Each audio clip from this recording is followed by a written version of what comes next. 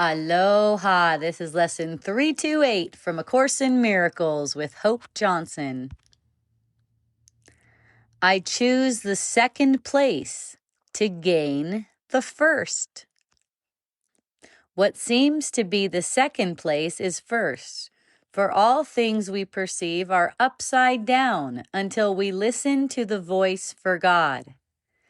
It seems that we will gain autonomy but by our striving to be separate, and that our independence from the rest of God's creation is the way in which salvation is obtained. Yet all we find is sickness, suffering, and loss and death.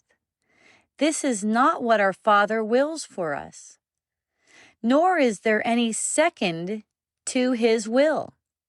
To join with His is but to find our own. And since our will is His, it is to Him that we must go to recognize our will. There is no will but yours, and I am glad that nothing I imagine contradicts what you would have me be. It is your will that I be wholly safe, eternally at peace. And happily I share that will which you, my Father, gave as part of me. And that concludes the text. I choose the second place to gain the first.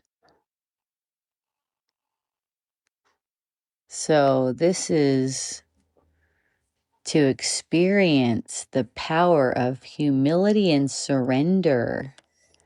I choose the second place to gain the first. So the ego tells us first place is gained by striving, by making separation, and by exalting ourselves. The voice for God tells us that the first place, the true first place, is union, not autonomy, union. So in the second place, we're talking about alignment. To choose second place is not like self-denigration. It's the willingness to let God lead instead of your own plans, instead of letting your own plans lead. This is how you gain your actual power and your identity. Recognizing that you don't want to follow the will that you've been accustomed to following over time. You want to follow God's will. And this can go into everything, and it is meant to go into every part of your day.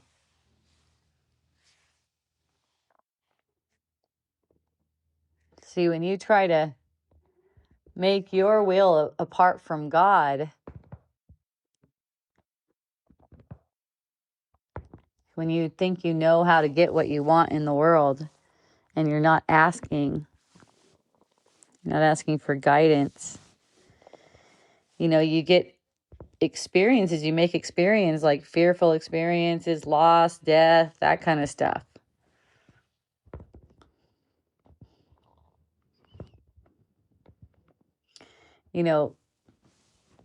Believing that these outcomes are inevitable, that's where you could say what's being called your will. It's the ego's voice. It's listening to the ego's voice. Your will is leading to all those things that you're fearful about.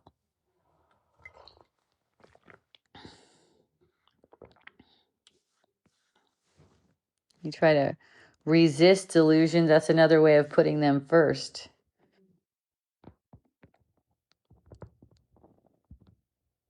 When you share God's will, that's where your safety is.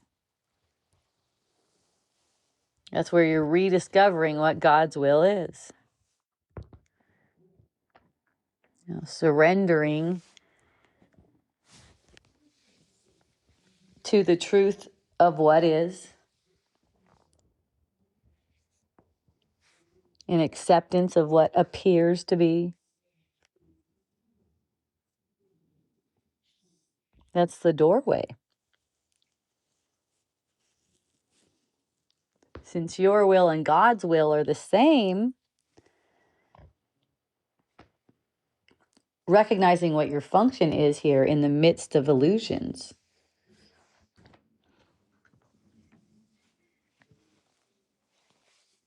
You know, you're here to extend peace, safety, and joy so that you know it for yourself. That's God's will, to extend his gifts through these channels of these selves made of form, made of unreality. It is to restore peace and safety and joy to the mind.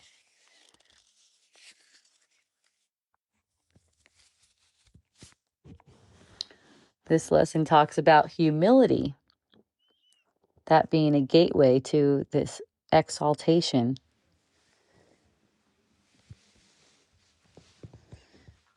Stepping back from the ego's throne, the ego's rule over the world. That's the kind of humility that is being looked for here. It's the only way to remember your divine inheritance. Stepping back from this ego throne. The guy that knows the world, knows how he wants it to go, knows how it should be going. Instead of just being that vessel, one way of saying it, for God's love to be brought to the world of form.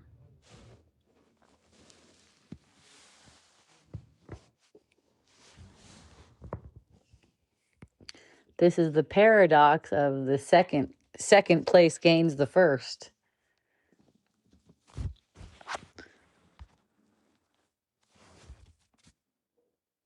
Says what seems to be second place is first there in the beginning. And all things we perceive are upside down until we listen to the voice for God. They seem to be about a separate self.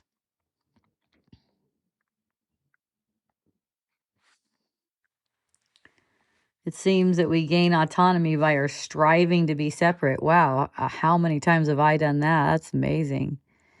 That was my whole thing from the time I was a kid. I just needed to be autonomous. I needed to prove myself. Well, glad that's gone.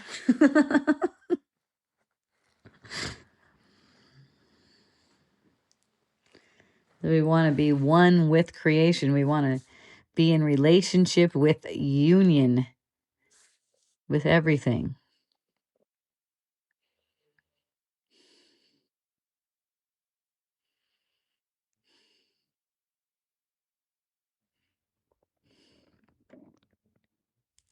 So it's like, it takes a little bit of, I don't know if I want to call it time, because it's more like a shifting into a lower gear and waiting to listen so that we're not feeling rushed. Like when I get a sense that I'm even feeling rushed, I know, okay, slow down and listen to the Spirit. Right?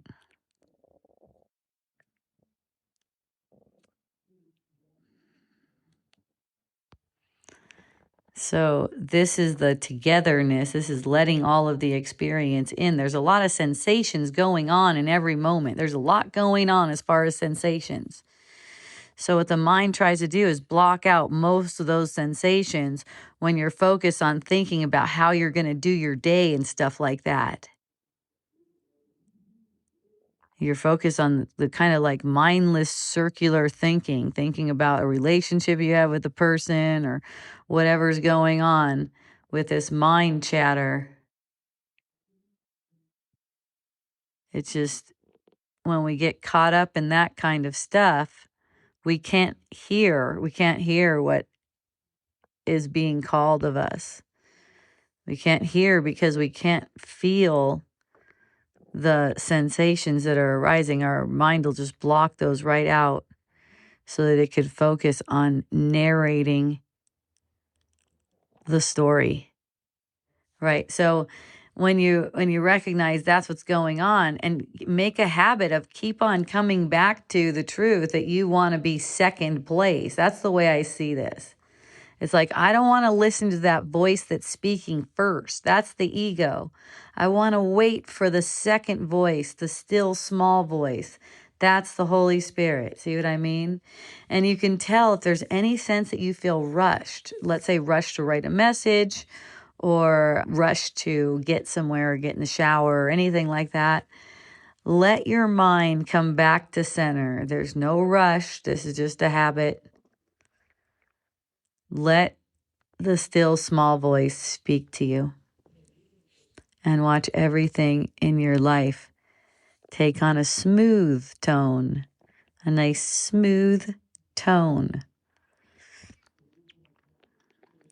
So the lesson again is, I choose the second place to gain the first.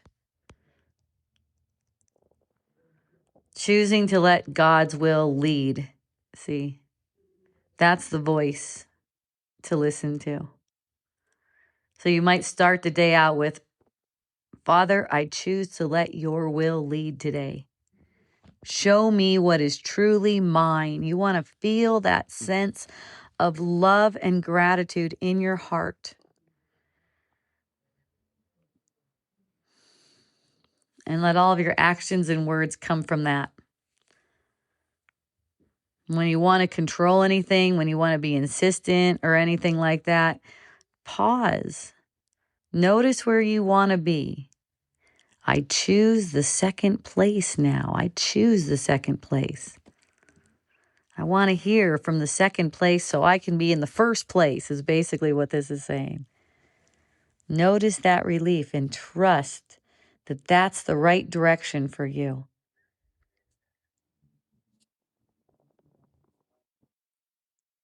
Staying in the peace of God. And then in the evening, recall, where did you step back from that push of the ego, wanting you to control something or be insistent on something, and it was really noticed as just a habit, something that you're used to doing. And notice if there was any fear of losing something as you were just stepping back in the second place. Did you notice how second place actually opened up a sense of strength and joy in you? Notice that, so you'll continue to choose second place over and over again. This will just become your natural way of being, letting God's will lead everything. So this is not about erasing anything. It's not erasing yourself. It's really returning to the reality of who you are. You share the same will as God. It's just that you made the ego to speak first, speaks in the first place. You're not losing your will, you're finding it. This is how you find your will.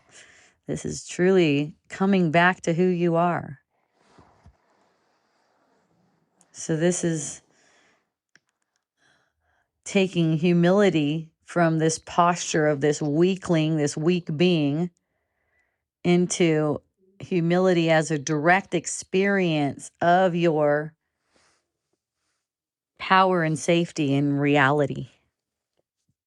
See that? So twice a day and every hour, and whenever things seem loud, obnoxious, there seems to be anger, anytime you need it, I choose the second place to gain the first. Have a beautiful remembrance. I love you.